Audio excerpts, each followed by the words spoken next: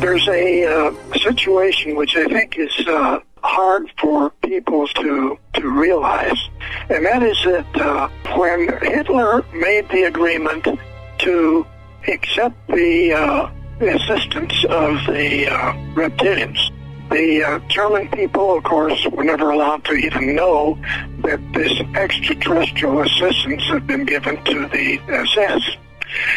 Now, when I said given, they were actually given the hardware, not just one class, but 7, 8 different classes and types, even large cigar-shaped space vehicles.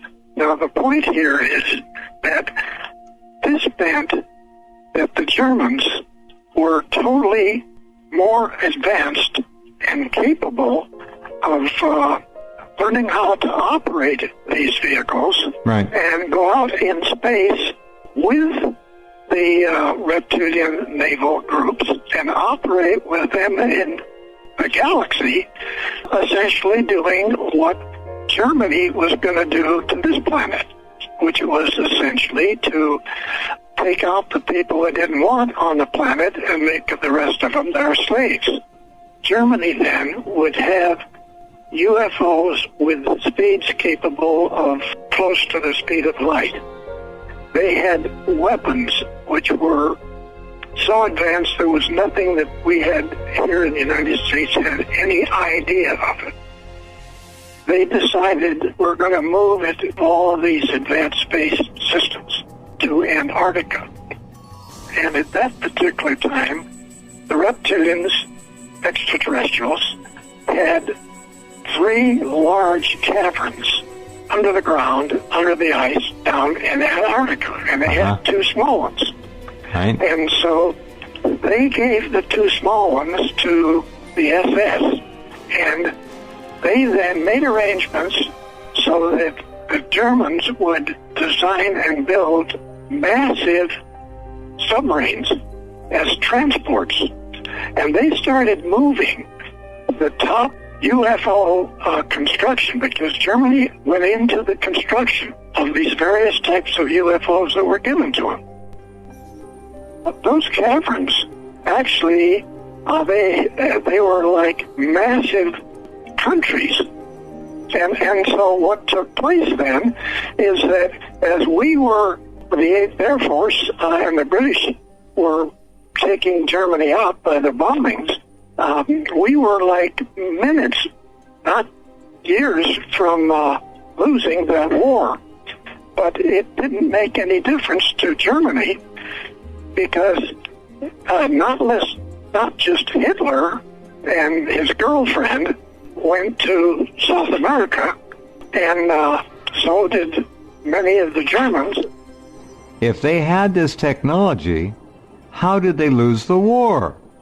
Easiest way to answer it is that they actually did not lose the war. We didn't win the war. What happened was that the Germans were contacted by all of the U.S. Navy and all of the naval or military intelligence groups in the United States. They went in and made arrangements to take a substantial number of German scientists and bring them to the United States. It was called the paperclip. And it wasn't like there were 6 or 7 of them. There were hundreds and hundreds and hundreds. Now, these Germans then actually were assigned into a thing called NASA. And they essentially made up 80 to 90% of NASA. But that wasn't their stop.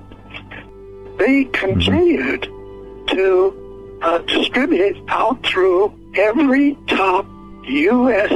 biomedical and corporations that were in aerospace companies.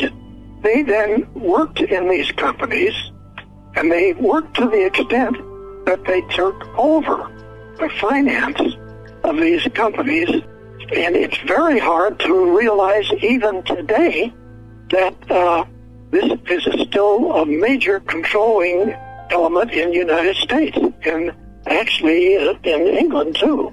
Even Boeing were involved in the actual construction of these kilometer-long spacecraft carriers, that the Navy now has 8 of these spacecraft carrier battle groups out in the galaxy. There's 2 NASAs. There's 2 programs, completely different. The Apollo mission was not just to go to the moon and pick up rocks. We were to build a 2,000-man research and naval base on the moon. They're involved with Solar Warden, and they're involved with bases that we have on Jupiter's moons, which are Solar Warden, and we have bases on Mars. What really bothers me is the regular NASA will have big programs where they build this very large rocket again, which is such an expensive cover-up. That's the reason that disclosure on this whole subject is so important, because there's so many lies, there's so much cover-up that's been presented to the public